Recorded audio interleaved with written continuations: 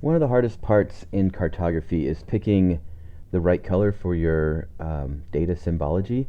A lot of times in cartography we are kind of fixed with a couple different colors that represent our natural areas, right? Blue with water, green with forest. And so finding a third color for our data so it can stand out against those, typically we use pretty muted greens and muted blues, and finding a third color that can stand out against that but also complement it can be tricky. So here's a couple different things that I do.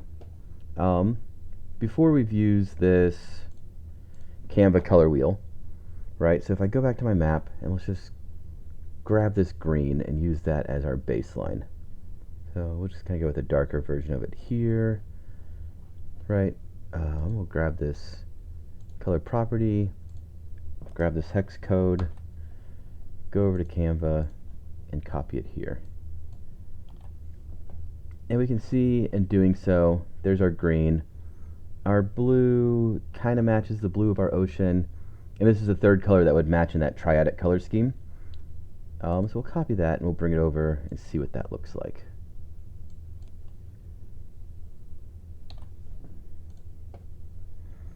And in terms of hue that complements our green and our blue, okay. In terms of a data visualization, it doesn't really stand out against the background. It's kind of a little bit too muted. So in this case, what I'd want to do is try to find something that maybe works a little bit better or stands out just a bit more, provides a little bit more contrast, a little bit more clarity.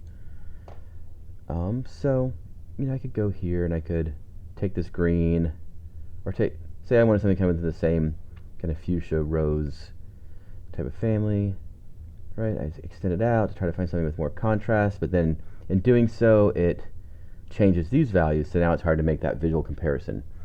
So there's another tool that we can use, the Adobe color wheel, and I've already thrown in the blue of our ocean and the green of our forest, and then from here you can take this third color, these two are fixed, this third color, and you can kind of move this around and say, okay, do I want something maybe in this gold family? That might look pretty good. It kind of stands out a little bit. Copy that.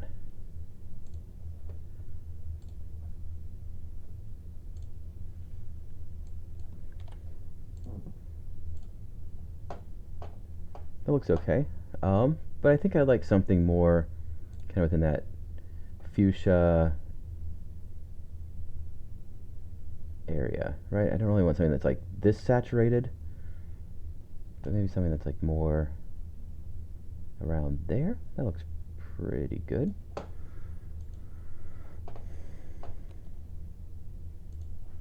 Oops.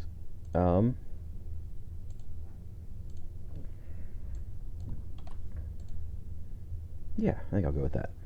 So in this case, what you're doing is you're looking for colors, but you're taking a more of a systematic and thoughtful approach to doing so.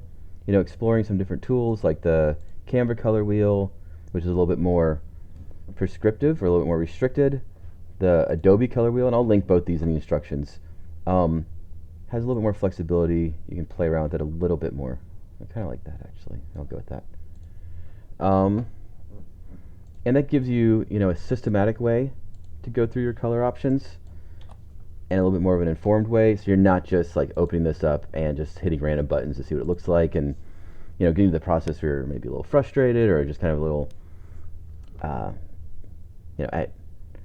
at a point of uncertainty, you don't exactly know what color you want to go with. These tools can help clarify that a little bit. Like I said, we've used the Canva one in a more of a prescriptive or specific way. This Adobe one allows you a little bit more flexibility and a little bit more opportunity to play around with some different options. Okay.